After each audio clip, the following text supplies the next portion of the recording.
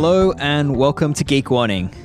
I'm Dave Rome and I'm your host this week, and once again I am joined by fellow tech editor in Ireland, Ronan McLaughlin. Ronan, how are you? I'm good. You are not where you used to be. I am actually in the same time zone as you, which is quite the novelty. Almost. I'm an hour in the future. Yeah, it's not like Sydney to Adelaide, where last thing you were was like a half an hour time zone difference. There's actually a full hour here, which makes infinitely more sense. But yeah, you're a lot closer to me than you usually are. Yes. I am somewhere where Prosecco is made, and that's probably all I'm allowed to say. It's terrible. I listened back to last week's episode, and it was the same thing. I couldn't discuss what I was. Yeah. Yeah, it's we don't enjoy doing this, dear listeners. We do apologize. No. But it has been quite lovely. I packed a rain jacket for every day. I haven't needed a single one of them as of yet. And riding bikes with, of course, related to new things. And yeah, I probably won't say anything more before I get myself into trouble. On that topic, and just to tease a little bit more where I was last week, I've come home and I've been waiting for rain and not been able to get it, which is incredibly unusual here in Ireland. So I got a notification on my phone yesterday, 10 minutes until it starts raining, and I then had to go and find a way to get out on the bike at that time because I'm waiting for rain. What a novelty. This is why I don't test said things. It always rains in Ireland except when you want it to rain. Yeah. Shall we get started in today's episode? Yes, let's go.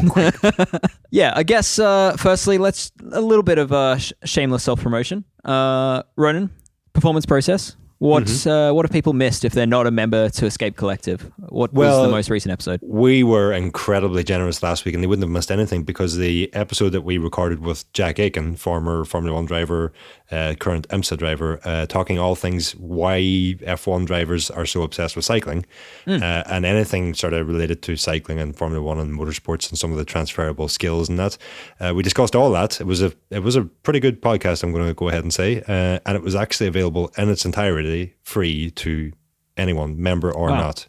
Wow. That we won't be as generous. That's very generous. Yeah. Yeah. The vast majority of times we cut that podcast off about halfway for members only. So, which will happen again this Friday when we talk to Ruth Edwards, who is returning to the professional peloton and is already back on the podium as of the weekend past. We spoke to her at the Tour Down Under. Yeah. Looking forward to putting that one out this week.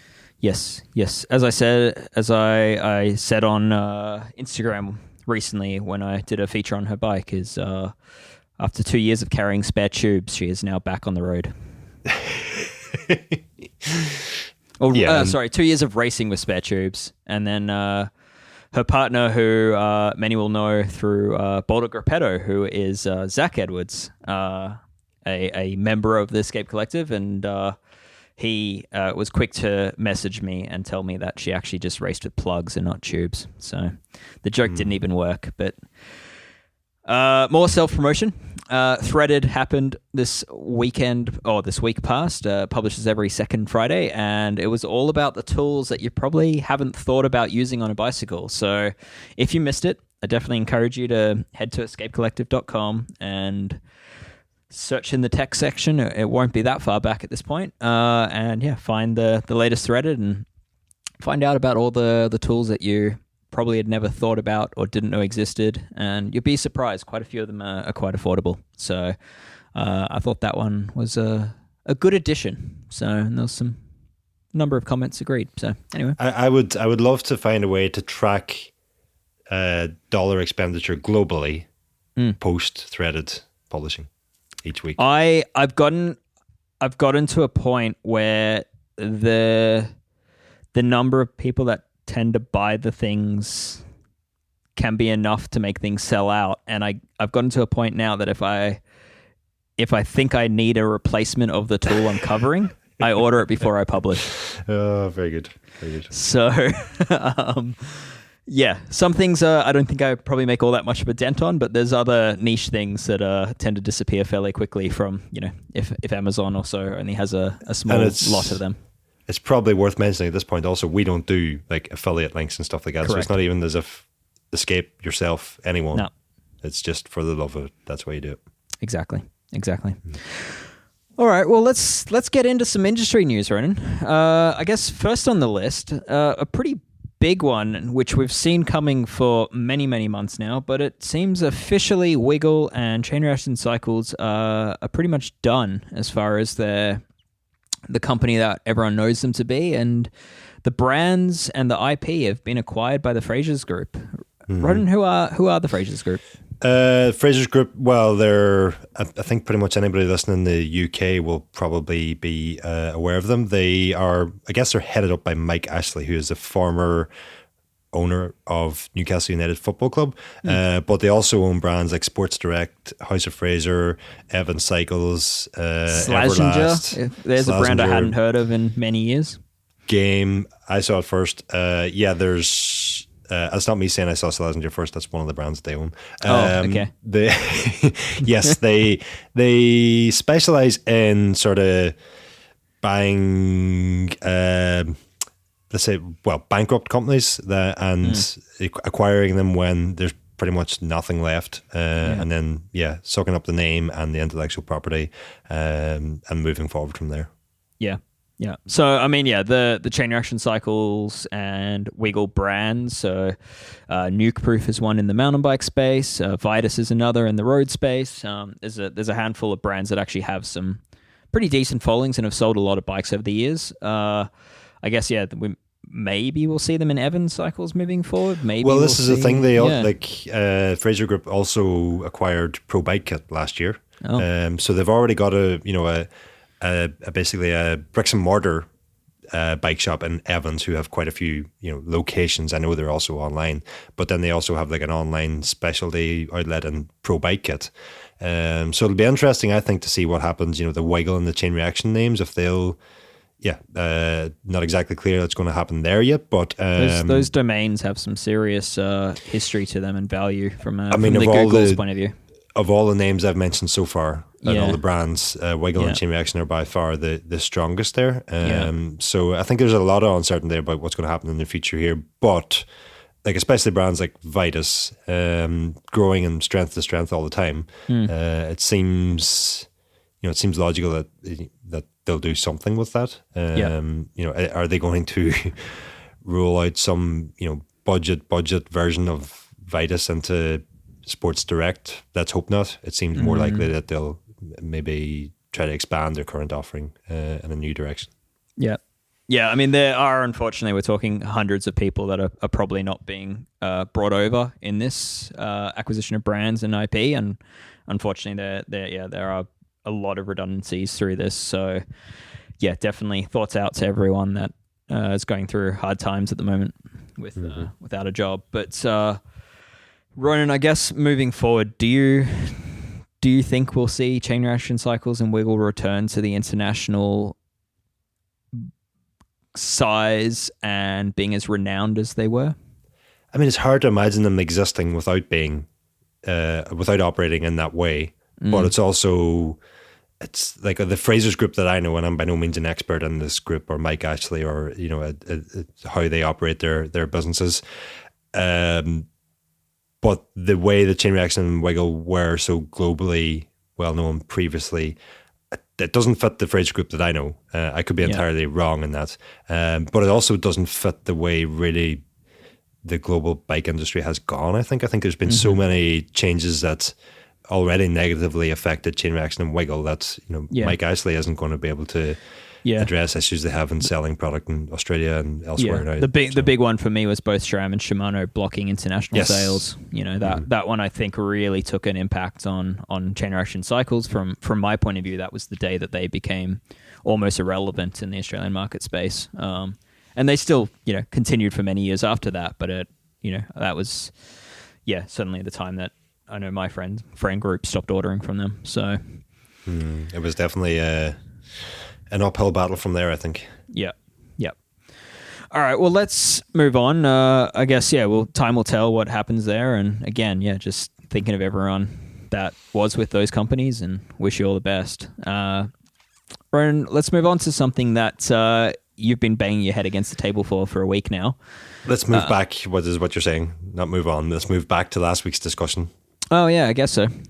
We did discuss this quite a lot. Hookless. So yeah, if you missed our conversation last week, definitely listen to last week's Geek Warning episode. We covered quite a lot of ground in that episode on the matter of hookless. But since then, have we seen another failure since we recorded that podcast? I mean, from everything that picture that emerged from Strade Bianchi suggests, it seems like we have, and it's for the same team on the same rim. Johannes, I'm probably going to butcher his surname, apologies about that, but Johannes Adamitz from Lotto Destiny was pictured sort of climbing out of, it looks like he's climbing out of a field or a ditch or something like that with his team bike in hand, and the front tire liner and front rim are all in a very bad way. In this instance, we can actually see that the rim is entirely broken. Yeah. It's impossible to tell if it's, as a cause or a consequence of the tire not being on the rim any longer, but certainly it bears a unfortunate resemblance to the incident we seen just 9 days earlier with Thomas de Gendt in the UAE Tour. An incident that both Vittoria and Zip have since come out with statements confirming that was caused by an object on the road that Thomas de Gendt hit, a rock, they're saying, and apparently that was confirmed by the team. Now, in things you wish you don't have to do, I've spent the last week sort of investigating this a bit further, and I'd spent about quite a considerable amount of time even before the de Gendt incident looking into the merits and the safety of using road hookless already. So it's a topic that I'm hoping is resolved to everybody's satisfaction sooner rather than later. But yeah, having followed up trying to confirm with the team how they established de Gendt had a rock, I didn't get an answer on that. Yeah, we don't have answers at the moment. Mostly by the sounds of it, it's because Zip is still waiting for the failed wheel to be returned to them, and then but they claim, I think their statement was along the lines of saying we're treating this with utmost urgency. Yes. In terms of figuring out what caused the failure. So yeah, I guess the main story here is that stay tuned. But also, by the time everyone's listening to this, Ronan, will you have another article up related? I mean, if there's any confirmation from Zip on what's happening, I shouldn't say that because I've already put out a statement, but I had already sent over several questions to Zip, to Vittoria, to Lotto Destiny, and if any of those questions are answered any further, I'll certainly update with that information. Sure. Let's hope to God that there isn't another failure that I have to report on. Nobody wants to see that. But it does look like you've published an article while I was out riding a bike, so my apologies. Wake Up and Smell the Sealant is the most recent article you published on this matter. So yeah, I guess you'll be updating that if there's anything further to add. Yeah, and basically what I was touching on there was that there are so many unanswered questions about these the de Gendt and the Adamitz and also a movie star incident earlier this season that the questions are mounting up for the manufacturers involved here. While those questions go unanswered, the everyday rider who has invested in these systems is presumably having to go out onto the road and not know whether or not the wheels underneath them are safe. They could well be safe, but evidence emerging suggests that perhaps there is an issue there that wasn't showing up in testing. And all the while, both Zip and Vittoria, and probably more so than Vittoria, because to be fair to Zip, it says on their tire calculator website that basically it's a tire manufacturer's responsibility to keep the tire on the rim.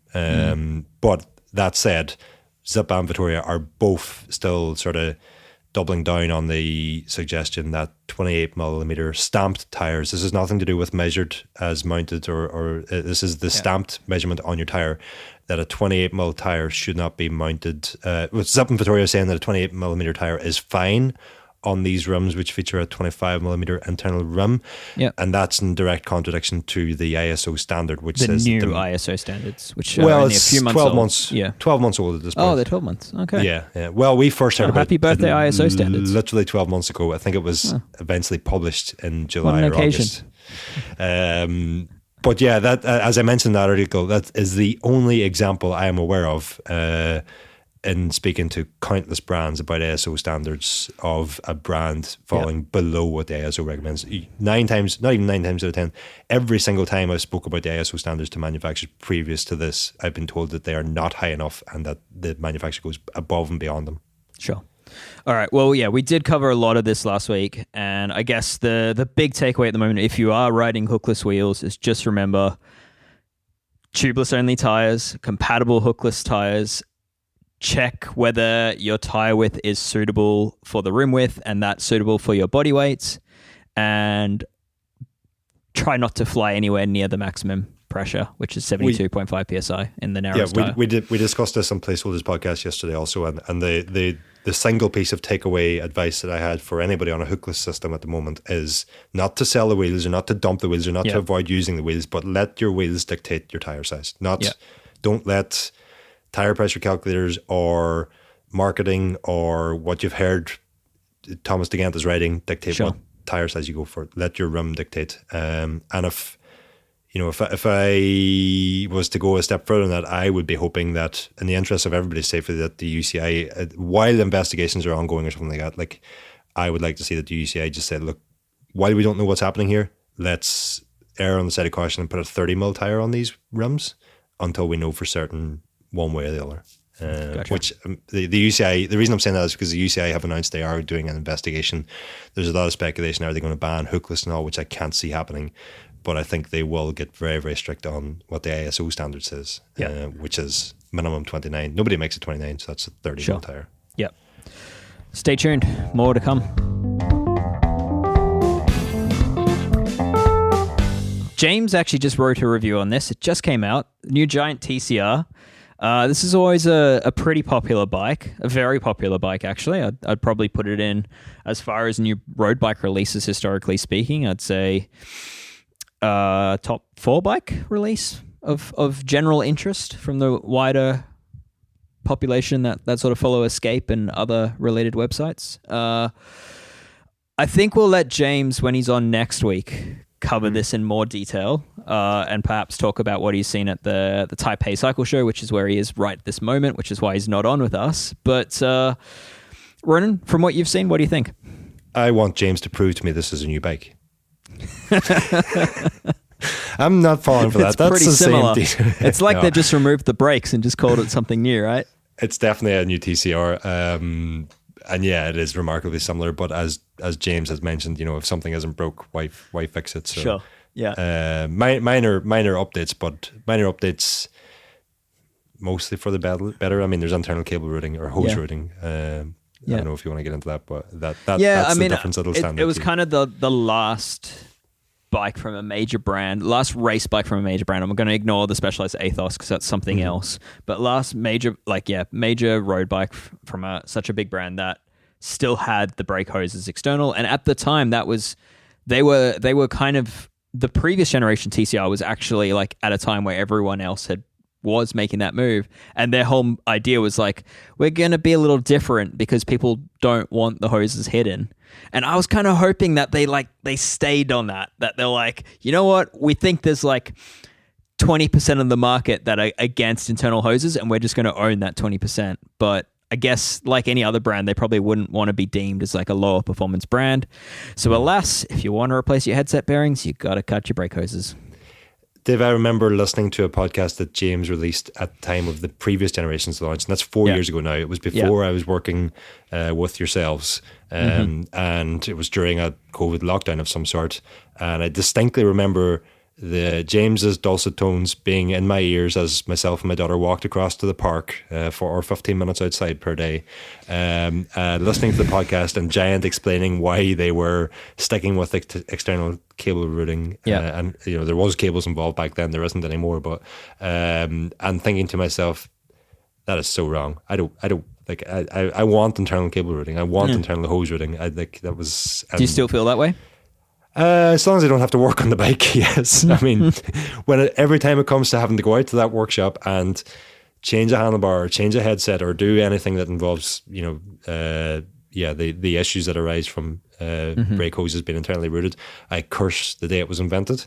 But for the vast majority of the time that I'm riding a bike, when I don't have to think about the hoses and I don't have to see them either, I much prefer the look and I much prefer the aero gains. That's, I'm not saying it's the entire industry should go that way, but as you mentioned, with a race bike, for me, it already felt out of place on the previous generation. With this generation, I don't think they really had a choice. They had to go that way, didn't they? Yeah, unfortunately so. As much as I'd love a brand just to stick it to the others, but yeah, as much as I'd like that, I really don't see Giant ever being that brand. I mean, they're conservative and they tend to be, not one to necessarily start trends, but they definitely. Which is interesting given the topic that we discussed just prior to this and the topic we discussed last week. But anyway, moving on. Yeah, true. I mean, they'll certainly certainly the biggest voice in movement to tubeless, weren't they? Speccing it on every. Well, hookless as well, but tubeless first. Road tubeless, they were the first bike brand to spec it on every model, like in their performance range. And then, the first bike brand to spec hookless as a system on a bike. But I guess other than that, but as far as bike designs and stuff, they tend to be a little bit more conservative and follow trends and do it very well rather than create the trends. But anyway, I think let's leave it for now and let's chat to James more about this bike, because I'm actually mostly intrigued about what he saw, because he actually went to the factory, which is we've seen a few videos, and we've seen a few videos. I mean they make their own pre-preg, which is not something others do. So I think that in itself is worth a longer chat. Speaking of things that probably aren't worth a longer chat. Stupid helmets, Ronan. Stupid helmets everywhere. Is this something you've discussed on the Placeholder podcast and that we don't need to really get into here? This is something we discussed on the Placeholders podcast. It is also something I had suggested might require an emergency Geek Warning episode following the UCI's decision yesterday to ban the Specialized TT5 head sock helmet. Yep. Sorry, ban the head sock. The helmet is still fine. The sock is banned. Sucking. And obviously the Giro helmet that we've seen earlier this week, and all the helmets been put on notice by the UCI. The ridiculous statement that the UCI released. The helmets had themselves unnoticed. Like you just they couldn't be unnoticed. What I was going to say was the ridiculous statement that the UCI announced or put out, which almost sort of suggested that this is the first time we've ever seen time trial helmets be used for performance rather than safety, which has been the very definition of time trial helmets from the very first day they were invented. But anyway, we've discussed that at length in Placeholders. Okay. I still think it deserves an episode of its own, perhaps over performance process or something like that. If you want a time trial helmet discussion, I don't know if you can drop me a comment or a DM or something like that. Okay. The head sock, do you think that's going to be enough that Remco will have to go back into the wind tunnel to refine his position? I am very interested to know if that is enough to, because that is a fast helmet for people that it works on, and I'm very interested to find out if it's as fast or close to as fast without the sock.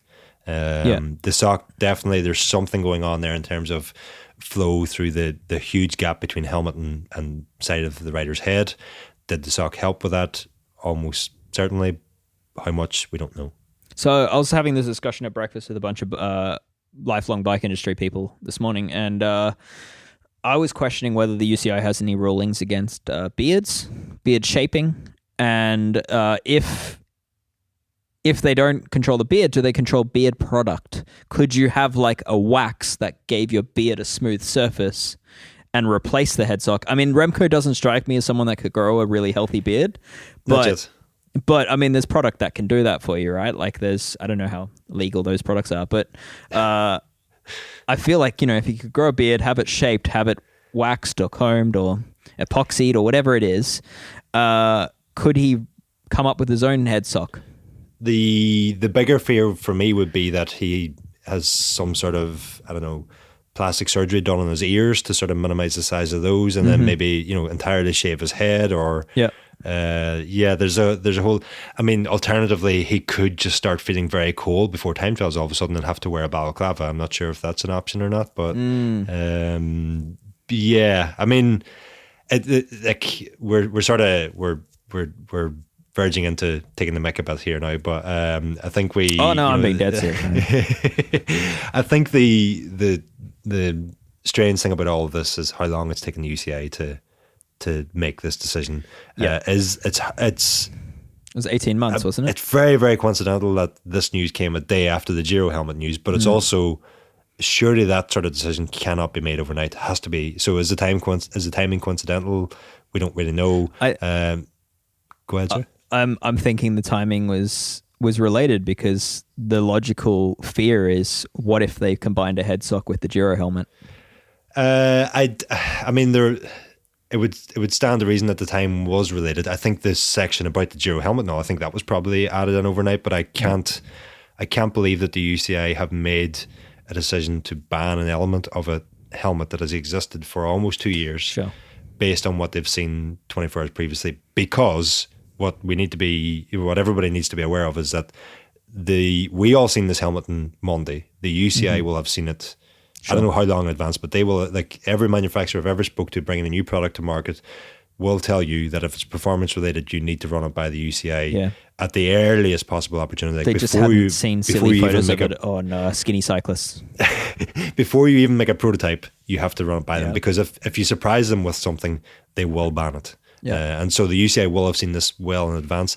The UCI actually introduced like a helmet dimensions box last year, that if your helmet doesn't fit inside that legality box, then you know it won't be. There's a height and a width and a length that you have to be within. I can tell you, Ronan, the box is too big for me.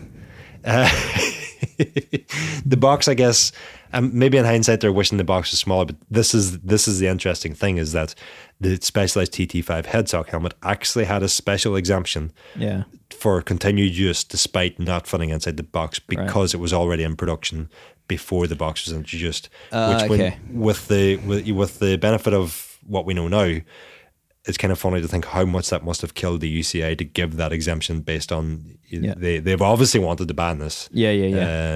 But they actually had to go the opposite direction and give an exemption for it. So that'll teach Specialized for thinking outside the box.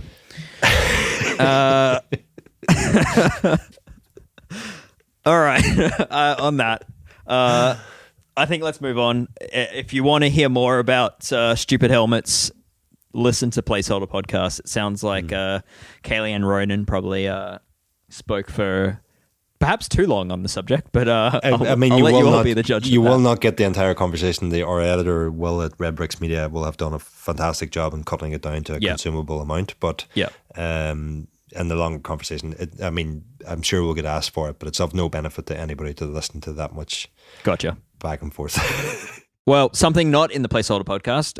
Look have officially launched their own in-house power meter pedals. So it's not the first time we've seen Look collaborate in power meter pedals, but this is the first time that we've seen it as an in-house project.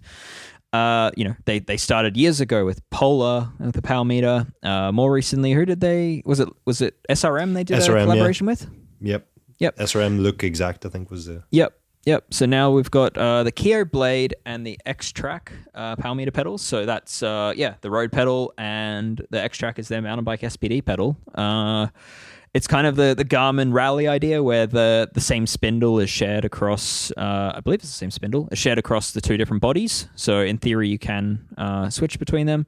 The coolest thing that I have heard, and I heard it straight from DC Rainmaker, the coolest thing I heard here is that you can actually get bearing kits for these, which is not something that you can do with their non-power equipped pedals. So kudos to Look for doing that. But yeah, Ronan, what's the story here? What can you tell us about these pedals? Well, Look are talking about a lightweight design and standard Q factor and stack height, and basically a plug and play sort of installation process. So because that stack height and Q factor is the same, or within 1/10 of a millimeter between the road Keo Blade version and the off-road X-Track power version here, they're saying that you can change them back and forth without having to adapt position. Gotcha. What they haven't mentioned is that actually the 10.8 millimeter stack height with the Keo Blade power is about 2.3 mil taller than the new Look Keo Blade that was unveiled about a month ago. I mean, I just have to mention that it's not it would annoy me, but for most people, that 2.5 millimeters won't be a huge. It's an orange to orange comparison, but one of the oranges is much more aged than the other. One's a tangerine and one's an orange, I think. Right, okay. Yeah. Not sure which is which, but anyway. The other thing is, I mean, obviously you've got the plus or minus 1% accuracy claim that comes with pretty much every power meter nowadays. Don't send me down that rabbit hole. They're also available in single or dual-sided versions. Yeah, the interesting thing for me... the interesting thing for me, the Keo Blade Power... which is, it features the same sort of the carbon blade on the underside of the pedal body, which makes it a bit more aerodynamic in that. But the weight for the pair is 260 grams, which for a power meter pedal I thought was pretty good. Yeah, it definitely is. And pricing wise, for a dual power meter, you're looking at €999 or dollars or £899. Yeah, which slots it kind of in the middle of like Favero and Garmin, right? It does, yes. Middle, yeah. Not the cheapest, not the dearest. But I think a very nice option if you're a Look Keo rider who wants to. So. Yeah. Previously you would have had, even with the SRM, it wasn't really an option with the Look SRM, but previously if you were a Look Keo rider and you wanted compatible power pedals, you would have been looking at Asioma or something. Yeah. Now you can keep the Look branding on your bike, which I think will appeal to a lot of people. Yeah. I think, as far as reviews that are out on this, I'll probably send everyone to DC Rainmaker at this time. He did experience some issues with his test sample, but that's being rectified, and it's all explained in his review. So I think that's a review worth checking out. But I think the issue that he found was actually a manufacturing error in the pedal that he had. So correct. Yeah. So... but it looks like a really interesting product. I think the coolest thing I heard about this new pedal is that apparently Look-sponsored teams have been riding the power pedals for quite a while, and just no one noticed because they're that similar to the regular pedal. I mean, that is cool, but it's also deeply, deeply, deeply, I don't know what the word is, but really it hurts me that I didn't see It's irritating for you that you didn't spy the secret fully healed, fully concealed power pedal that looks exactly like the regular pedal. Well, it doesn't, because I spotted the regular pedal update at the Tour Down Under, but it didn't look like the Keo pedals that existed last year. It looks like the new Keo pedals as of this year. And that's kind of where I'm going to... I think they've been riding them a lot in testing. I don't think they've been riding them in races. Perhaps they have, but I'm sure somebody's caught a picture of them that they'll now send to me. And Ronan, have you, speaking of things that have been raced, have you spotted anyone wearing Rapha's new aero jersey? I mean, surely it's only a matter of time when you consider that Rapha is claiming this new jersey will save you an average of 7.8 watts across all tested speeds from 32, 46 and 58 kilometers per hour. My goodness. I'm sort of a little bit hesitant because perhaps, EF are wearing the jersey, but I'm thinking they most often race in race suits, so probably not. But just to quantify that claim a little bit, what Rapha, or to qualify it a little bit, what Rapha have also said in the press release sent for this, Rapha's fastest, most aerodynamic jersey ever. What they're actually saying is that it's a 4 watt saving compared to the previous generation of this jersey at 46 kilometers per hour, and this is the men's and women's pro team aero jersey. And I mean, even 4.4 watts at 46 kilometers per hour is a heck of a saving to get from a jersey if that's accurate. That's kind of why I actually, one of these jerseys just arrived here a couple of days ago. Far too cold to get outdoors in it at the moment, but I rode on the trainer with it on Sunday, yes. And it's a very nice jersey. Fits very well. I can see, it feels fast, but 4 watts, that's a lot from a jersey. It's a lot of watts, yeah. The reason they're saying it's faster is because they've an updated fit focused around the sort of the shoulder and the sleeves. Gotcha. Uses some new fabrics in that, and brings a balance of, well, I'm actually going to read this out, brings a balance of stretch and compression to sculpt to the body, eliminating drag to deliver increased comfort and maximum aerodynamic gains. And less flattering than ever before. I just think it looks like a nice jersey. I got the all black one. I probably would have preferred one with a bit of colour on it. Sure. There's a long sleeve lightweight jersey to go with it. not as fussed on that now. I haven't had a I chance like to try long that sleeve either. lightweight jerseys myself. I do also, and this one kind of fits quite well. But again, it's too cold to wear it outside here at the moment. But just trying it on in the house, I don't know if I'd be confident to put my phone in one of the pockets. The pockets are shallow and open. There isn't really any, other than the depth, there isn't much inherently wrong with the pockets. But the first thing I noticed was sticking a phone in there. You're not meant to race with your phone, Ronan. No, but I mean, this is a training jersey, so Right. I'm talking about the long sleeve lightweight jersey. Oh, sorry. Here, so, Right. yeah. Yep. Well, I think that's most of the news. Ronan, will we see a review on any of these products we've just spoken about? Do you have Look Power pedals in hand? So that's a bit of a frustrating one. The first I heard of these Look Power meter pedals was at Eurobike last July, and I've been promised them on and off for the past 3 months. They still haven't arrived here, so clearly I couldn't have a review at the moment. Yep. Okay. If they do arrive, I obviously will review them. Perhaps one of the new Rapha Aero jersey, if you can measure. Yeah, perhaps some aero testing. I mean, I don't have the previous one to compare it to, but I think it would be interesting to compare that to a race suit or something. Or you just like topless aero testing.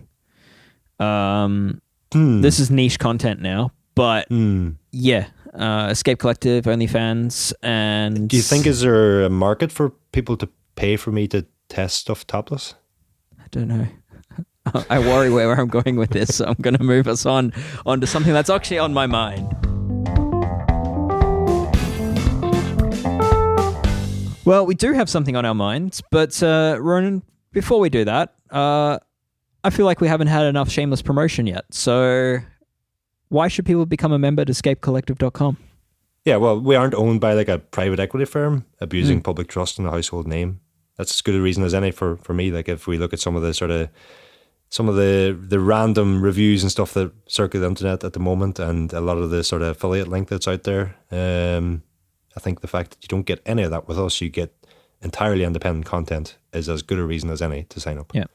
Yeah. I think for me, it's memberships at the moment and subscriptions are currently our only revenue source, and it means if you don't become a member, then we potentially don't survive long term. So if you enjoy what we do, then your support quite literally makes it exist. It's as simple as that, the revenue model. So yeah, there you go. That's the pitch. Support us if you enjoy what we do. Ronan, what's on our minds? On my mind specifically is as I've sort of been delving into the hookless debate over the past month or so, I'm wondering, are we heading towards some sort of approved service center only model for bike service and bike maintenance? Similar to what the automotive industry has done for years? Yeah, I mean, like one of the things like I've mentioned in an article, and you hear mentioned so often with the hookless debate, is that cars run hookless tires, and there's obviously an entirely different construction method there, and a steel bead that has a big part to play with the fact that they're not trying to get a car tire under 400 grams. But there's also just the fact that you're not changing your own car tires. You're also, if you own a car that's relatively new, the option to service it at home is ever decreasing. Yep. You almost always, certainly to maintain a warranty, you need to go to an approved dealership to have your service work done. Yep. And I'm just wondering if like as we've mentioned so many times before, our issue isn't really with hookless itself. It's the opportunity for user error that is the issue there. And one way to eliminate user error is to eliminate the option for users to make errors. And I don't think this would be a good thing. I'm not advocating for us to move this direction, but I'm worried we're heading that way. I think we're already there. I think I'm struggling to remember what brands do this, but I think if you read the fine print in their warranty terms and conditions, there's a few brands that already say you need to have your bike serviced and inspected by qualified dealers and recognized dealers or service centers in order to maintain your warranty and ensure the safety of your bicycle. And I think that's probably a way out for them to, potentially not...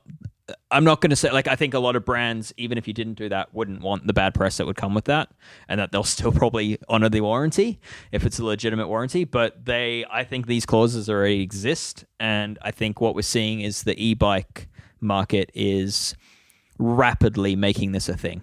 So already today, if you buy an e-bike with a certain motor, say Specialized, who use their own system, the only people that can do updates and diagnostics on that system are Specialized certified dealers, basically Specialized retailers, which closes out everyone else from being able to do the e-bike, the motor side of that bike service. The rest of the bike is pretty normal. You can do the drivetrain, you can do the brakes, you can do the wheels, the tires, the dropper post, everything else. But if there's a problem with the motor or you want the firmware update on your motor, you basically have to take it back to a Specialized retailer.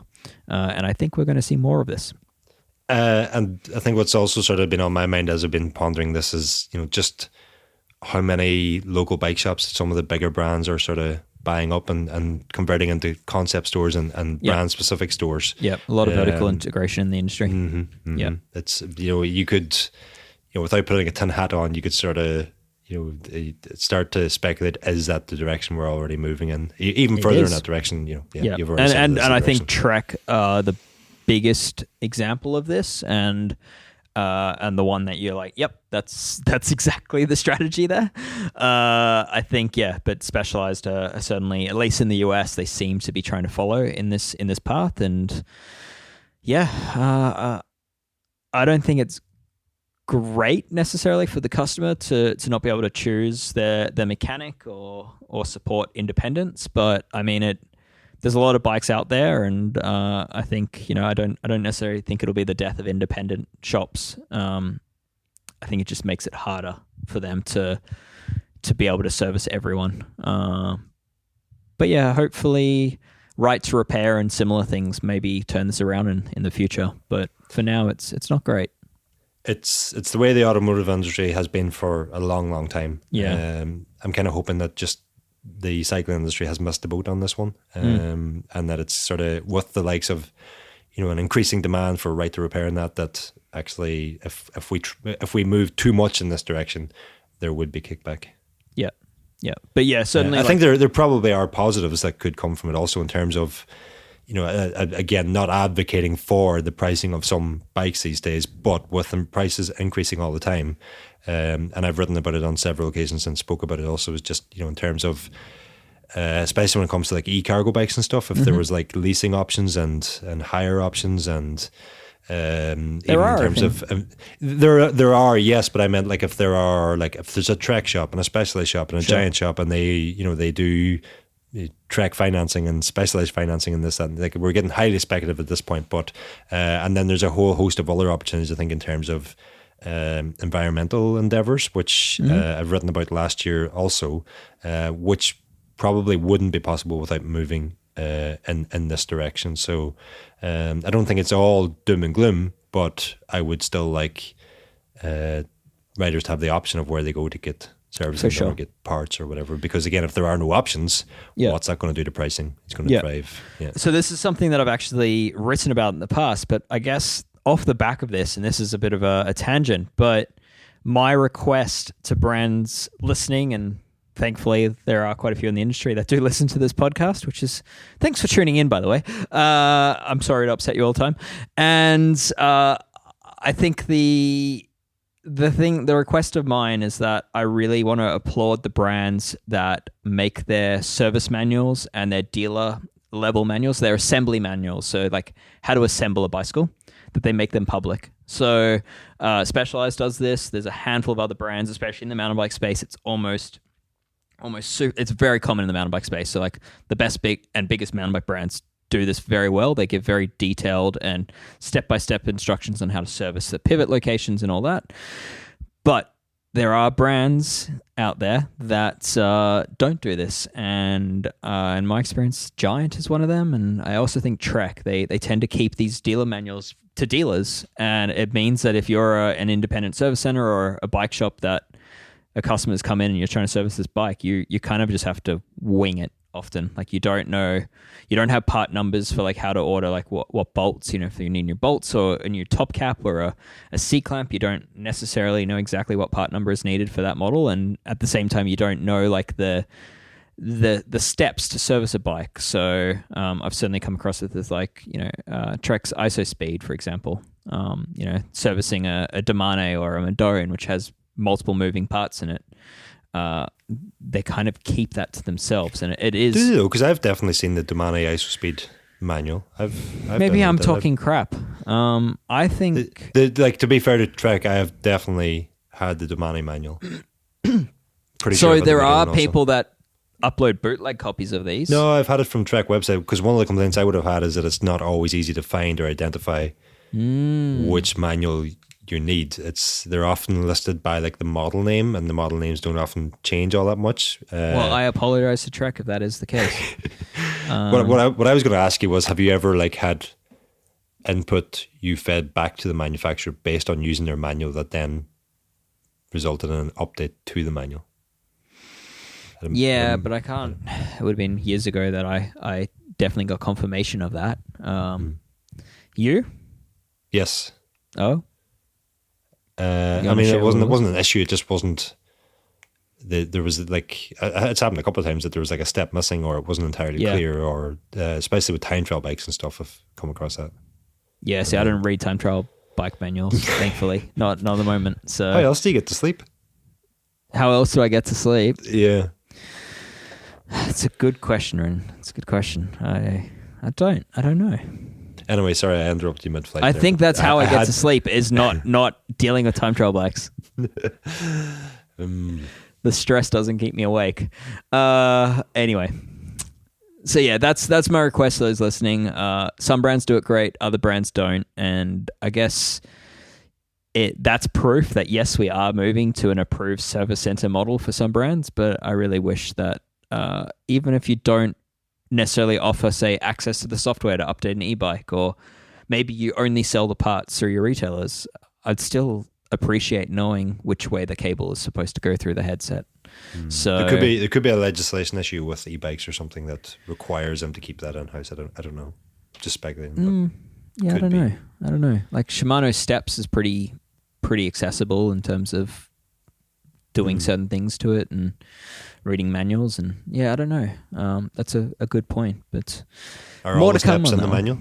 Yeah, Jesus. All right. You'd have done it. There's just been a battery of those jokes today. No. Yeah. All right. Let's move on. I think this is a topic we've covered it before. We're certainly going to cover it again, and it's a trend we're paying close attention to, and it's arguably a trend we don't want to necessarily see increase. So, yes, bike industry, please take note and offer more people that want to work on their bikes the information to do so where applicable. So, thank you, please. A PSA. Ronan, do you have any PSA, or are you happy for me to provide? I see you have one on the sheet, so I'm happy to go ahead. All right. My PSA came from was suggested through Instagram by Detail Bike Tech, great mechanic out of the London region, I believe. You've just reminded me I have a message from him that I haven't read. I need to go and read it. Dan Bingham's mechanic for the hour record, if I'm not mistaken. Is that right? He's definitely photographed Dan Bingham's bikes pretty well in the past, so I didn't know he was the mechanic there, but it would make sense, yes. I believe I think he gets the call up from time to time, potentially even ex-Olympic mechanic for GB, knows his stuff. He suggested a PSA that is your tools wear out, and so if you use them enough, expect to replace them. And I think it's a very good PSA, which is, your tools that experience interface and movement, so basically everyday tools like hex keys, screwdrivers, torques, spoke wrenches, even bottom bracket tools. If you're removing enough bottom brackets, the splines and fitment on those will wear out eventually and create a looser fit, and eventually either mar up the component that you're trying to work or the bolt that you're trying to work on, or worse, start to slip and damage, potentially completely rounding and messing up your day. So I guess the recommendation there is if you're using especially cheap tools which wear more rapidly, pay attention to them, look at them. You can perhaps use vernier calipers on the edges on a hex key to measure the edge to see if it's now smaller in diameter than that higher up on that same tool. You can look for rounding of the edges. Various other ways that you can see. Maybe there's a little twist where it shouldn't be. But yeah, your tools don't work as well once they're worn. So pay attention. And certainly in busy bike shops, they probably, a lot of busy bike shops will actually have like every, say, year, an annual check-in with such tools and make the call as to what needs to be replaced. So perhaps for your home users as well, maybe after a few years, it's worth doing similar. Did you have anything else to say? No, I'm just wondering at what kind of, and you might have mentioned that I got slightly distracted there, but at what kind of regularity this happens, and if it's actually a PSA to mechanics who probably already know this, because is a normal. Yeah, I think a home users would eventually wear out tools, but we're rather than talking 6 months for a pro mechanic, you're talking a few years for a home user. But yeah, the cheaper the tool, the quicker it's going to wear. There's some cheap hex keys that might wear within a week of use. Really expensive hex keys, like my preferred PB Swiss. One of the reasons why I prefer PB Swiss is that they wear incredibly well. The longevity of a PB Swiss key is kind of untouched in my experience. So for even professional use, you get years out of those. But yeah, a lot of hex keys will quickly experience wear within a few months of use, and certainly for home users, they can wear out these tools. Especially like Phillips screwdrivers are a common one where the edges on them get less square and they no longer grip. So it's known in certain trades like carpentry where they're driving screws in every day with Phillips bits that there's a reason why they sell them in 100 packs, those bits. So it's they do wear out. I'm wondering also, is there any sort of relationship between tools that were maybe budget friendly and less to spec straight out of the box, and wearing even quicker, and correct, such as like a double issue? Yes, that is absolutely a thing. Yeah. So yeah, if a tool's already undersized to begin with, it's going to experience even faster wear, and it's going to damage those bolts. And at the same time, if a tool's under spec, you can probably bet on it also being made of a cheaper metal, which is going to be softer and therefore degrade quicker. So yeah, inspect your tools. If it looks wonky, if the edges that come into contact with the fasteners don't look as nice as the edge above that, then probably time to replace it. Related to this, it's a secondary PSA, and that if you ever need to justify the price of the tools that you're buying, that Dave Rome made you do it, the fact that they last longer is a justification that I've used in the past. Specifically around some Kniepex pliers and things. The justification I used was that my 6-month-old kid who was using them at the time, I said he will be using these long after I'm gone. That is a great justification. I don't know if that's actually factually accurate or not, but yeah. I mean, I shared a reel on Instagram just a day ago, which is tool math, which is if you buy a drill, say you need someone to come to your house to install a bunch of things, and you need a drill to do the job, and they quote you $180. The drill costs $150. If you buy that drill and you use that drill for that job, you're $30 ahead at that point. But then every subsequent use of that drill, you're actually making money at that point. It's an investment. Like all the other subsequent uses, you're now in profit, and you can use that profit to purchase other tools. And then those tools are profitable in their own way. And so you can just keep growing your collection until it's basically paid for itself thousands of times over. How much work do you do about the house?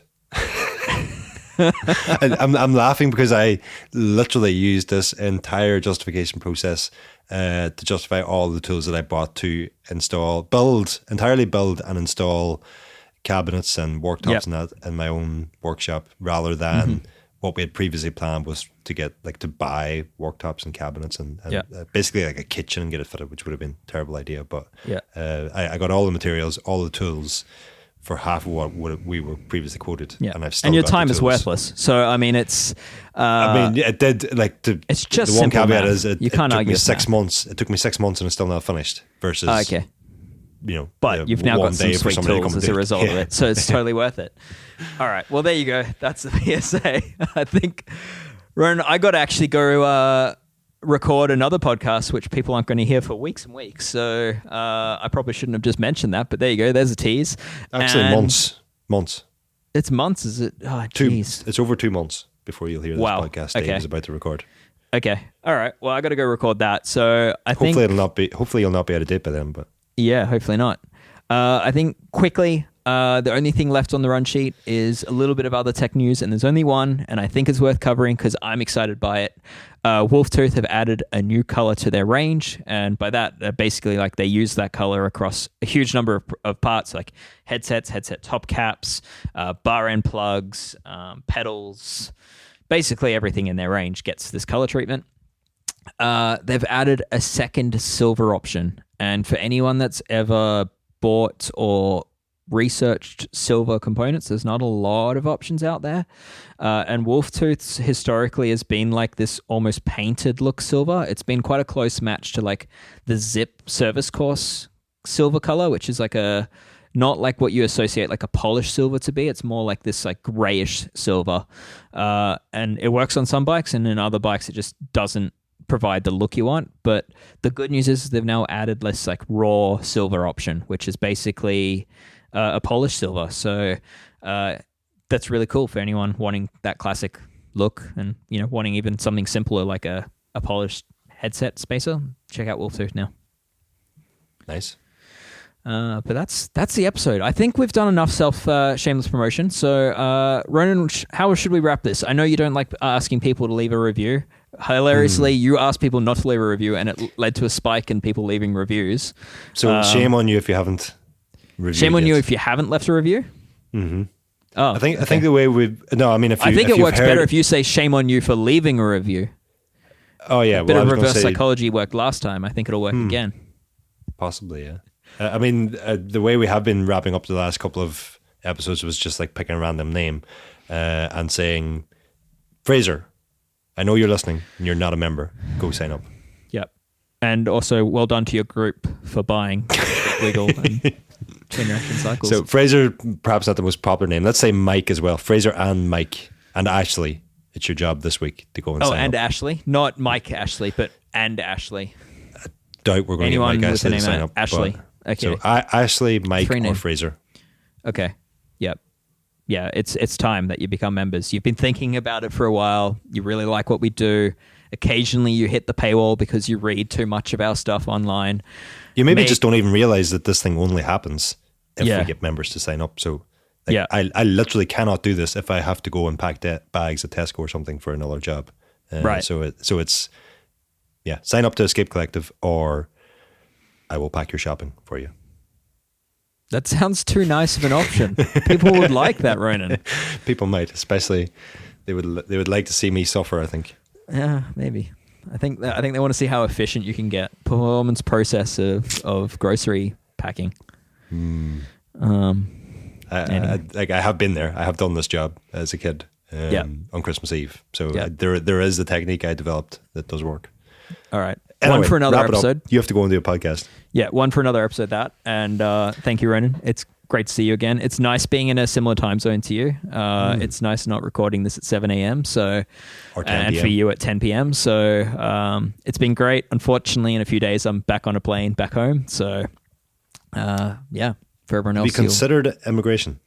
I have, but have you considered immigration? I have, yeah. Yeah, okay. I'll meet you in the middle. You come to Australia a lot more than I go to Europe. It feels like you're probably closer to considering the move than I'm considering the move. So, yeah. Anyway. Wrap it up. All right. Thank you, everyone. Enjoy the week, and we'll be back next week. Cheers.